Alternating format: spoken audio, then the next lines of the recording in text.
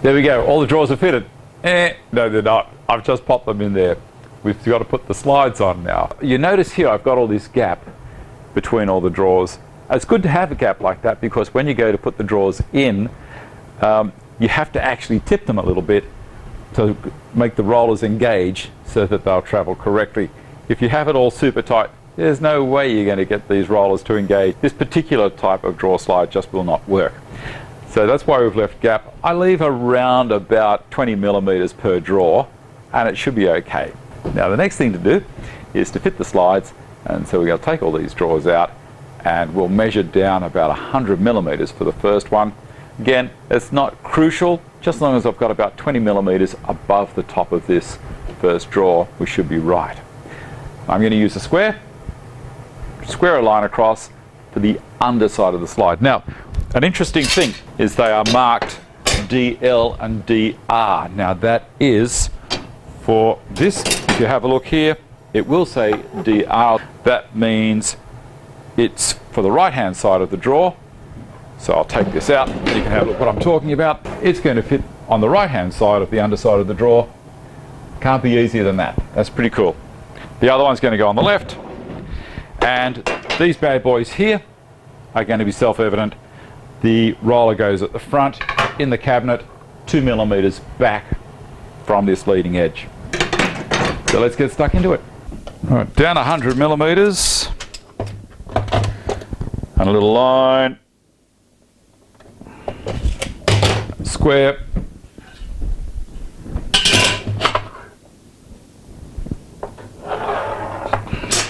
okay, the wheel has to go at the front. You can tell at the back it's got this little drop. That's part of the self-closing situation. So wheel at the front and that drop at the back, and I line up with the underside there and in 2 millimeters. They supply self-drilling screws, but I'm not overly fussed with self-drilling screws in particle board, so I will drill a 1.5 millimeter hole at the front. That's all good. Don't drill all the way through. And straight away I'll put a screw in there so it doesn't go anywhere. I use the larger size holes, the reason being I don't get any fouling.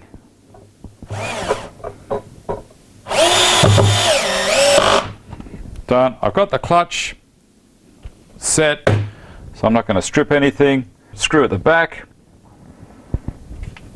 and I'll use that hole there. Turn my light on.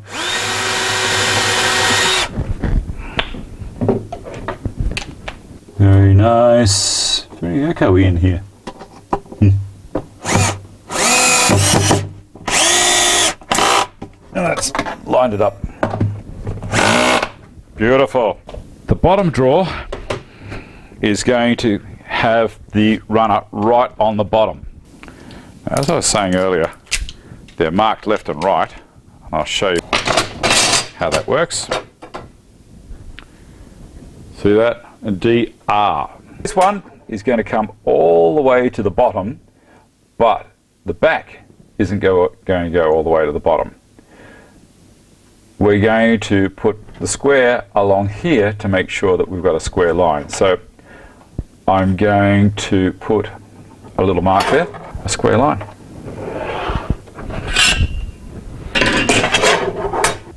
So we don't rely on the bottom touching. Put another hole in there.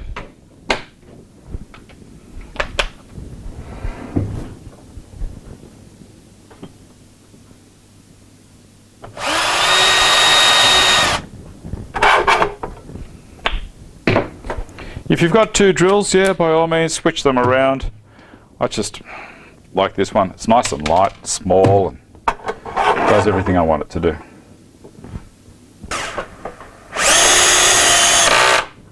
That's got him.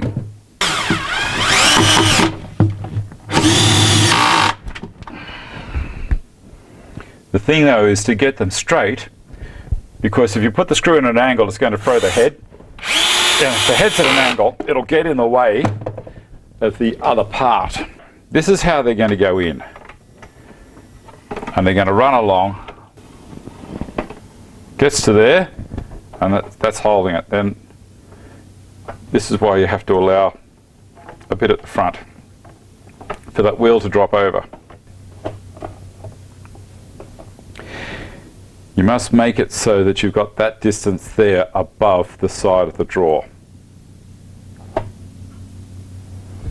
There you go.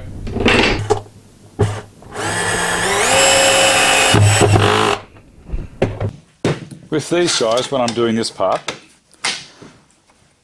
I put the hole in, I pull that flush, and I put the hole in as close to this edge as possible. Like so. That tends to help hold the drill bit in the right position, and also it will pull the runner in tight against the side so that you don't get any binding.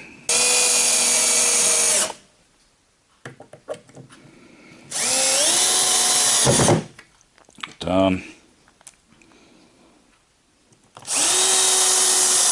Done. Let's pull that in pretty tight. See, that gap is minimal. Now, I don't put screws along the side here. The reason being, they will tend to catch the roller that's in the cabinet. So I leave them go. I only put them on there. All done. When you're putting your drawers back in, put them from the bottom all the way up, and the top one is the last drawer that you replace. Now we've got to do fronts. So let's have a measure. 1, 2, 3, and they are all going to be the width of that, which is 600 wide.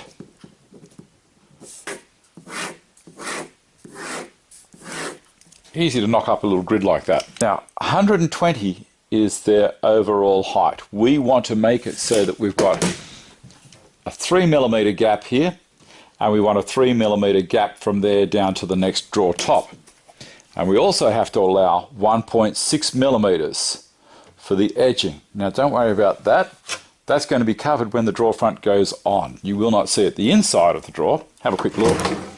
They're all beautiful. This is the underside of the blade on my table saw. So 122 less 3mm down, and less 1.5, less 4.5mm. And so that's 117.5. And then we'll have, the bottom one is going to cover down to here. 188 is there, so if we go 187 will allow for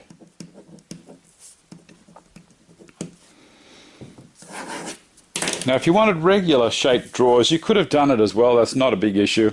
I could have put them on the inside so that the whole unit, these were close to the inside of the face.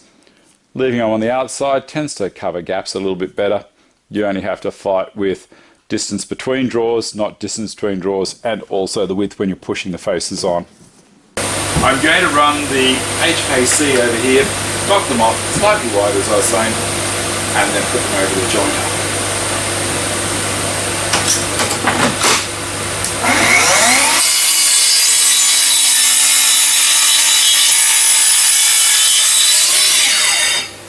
I love this setup.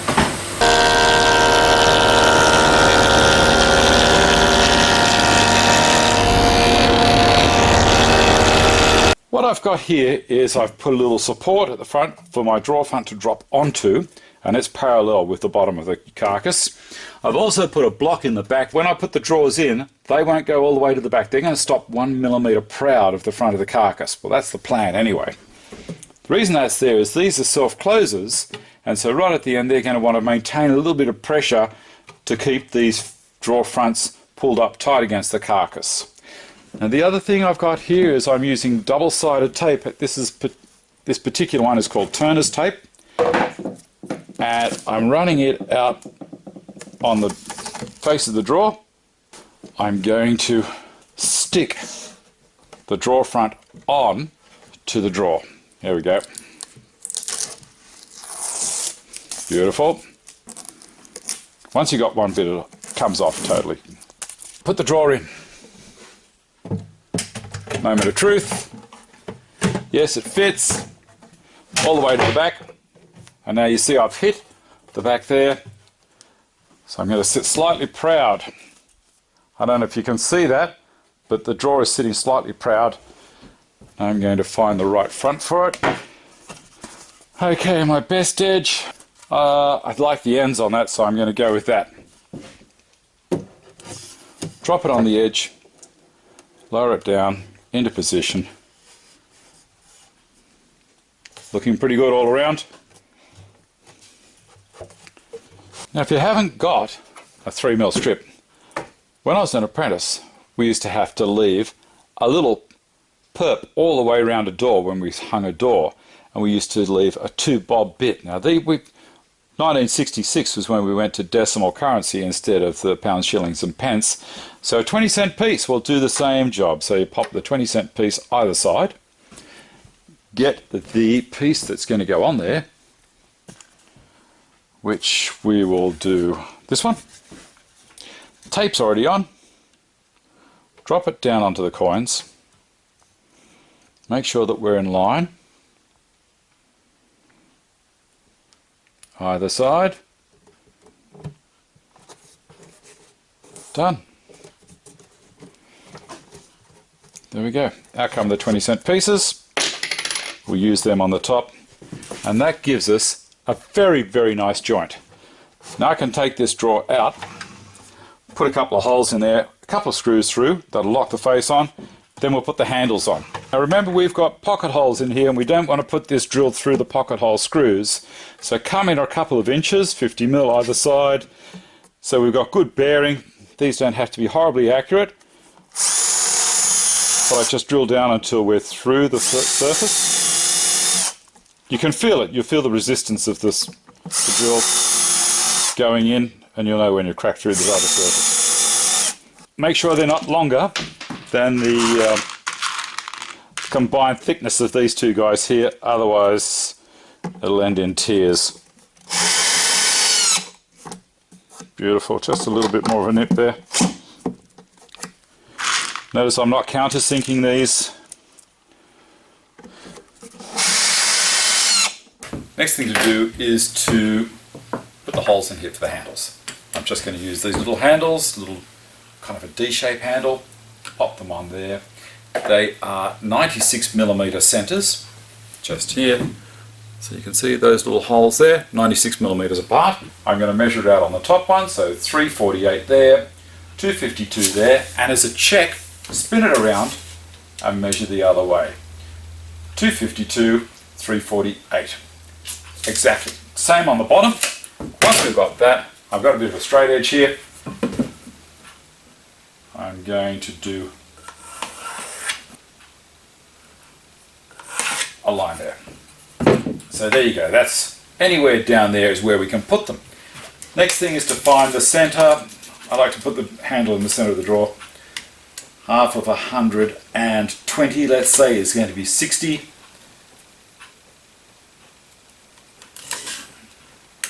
Now, if I was doing a whole heap of drawers, I'd make a little jig. Not do a little jig, I'd make a jig that would be giving me the same depth down on all of them. Hey, you know what? How about we just go 60mm down on all of them? And that might look uniform in another manner. 60. I could also set up a marking gauge and just nip those, but I'm not going to because I'm slack. There we go. Next thing to do is to check inside that we've got that covered, because I've no idea how high up the actual drawer front, not the face, is going to be. And I want to make sure that I've got a hold of the whole lot, not just pulling on this section. I want to pull the whole meat of the drawer. That one's fine, and that one's fine as well. Now I can drill the holes, and I'm going to make sure that the hole that I'm drilling is going to give enough clearance so I don't have to drive the things in hard. If there's a little bit of tear out on the other side, it doesn't matter, because the head of the screw is a pan head and it will be covering it. It's important that I drill from this side, not from the other side. If I drill from the other side, the hole might wander off, and next thing you know, I'm not going to line up with this at all. So I'm using a brad point drill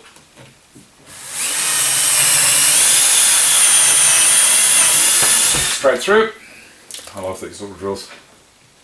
And this one, with the brad point, I don't really need to worry about punching or anything. And of course, it lines up perfectly. So we're going to have one there, and one there. The pencil line, don't worry about it. Let's get rid of it right now. Just a little bit of methylated spirits.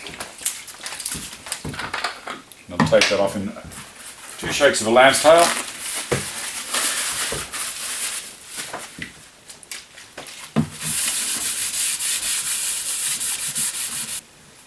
Beautiful. Not bad for a bit of shop furniture, is it? Now the metal threads that I keep a heap of metal threads lying around. And let me have a quick look in here. That appears to be going to do the right thing for me. And this one. Pop them in. And a screwdriver. This is a bit savage, but anyway. Probably best to do this with a hand screwdriver. How good is that? That's pretty nice. There's my drawers. I'll finish putting these handles on and see you at the end. Well, that wasn't too hard, was it? So there we go. They don't look too bad either. I'm quite happy with those. They'll do the job. They keep the things near the machines, like the accessories for those machines. It will keep with them. That's all I'm after. Why waste the space under a roll-around cabinet? Make use of it. I love it. This is so much fun. Put him back you go. Okay, so now the bobbin sander now, let's talk about the bobbin sander. The bobbin sander now is at a height where I can use it easily. I'm not having to lift up here. I can look down on the work while I'm working on it. The thicknesser, the outfeed table for my thicknesser is now 4 millimeters higher than my table saw. So I can feed timber in this side, it tails out and drops onto the saw, and that saves me having to get other people in here to help me. I can continue on doing things on my own, which is the way I like it. So underneath, garbage bin, good spot for it. And then over here, the disc and belt sander, great. This is the heaviest of all of the machines. This weighs a ton. I'll be able to keep spare sanding discs and belts in all the drawers down there. Not a problem at all. If you think it was worth a like, click the thumbs up. If you want to subscribe to the channel, if you're just new to the channel and you want to subscribe, you think this looks a bit interesting, this thing up here is only to remind you, don't click this, it's not a link. Down the bottom, you'll see there's a subscribe button, a big red one. Down in the description box are all the links for social media and things like that I have. So I keep people up to date with what's happening through Facebook.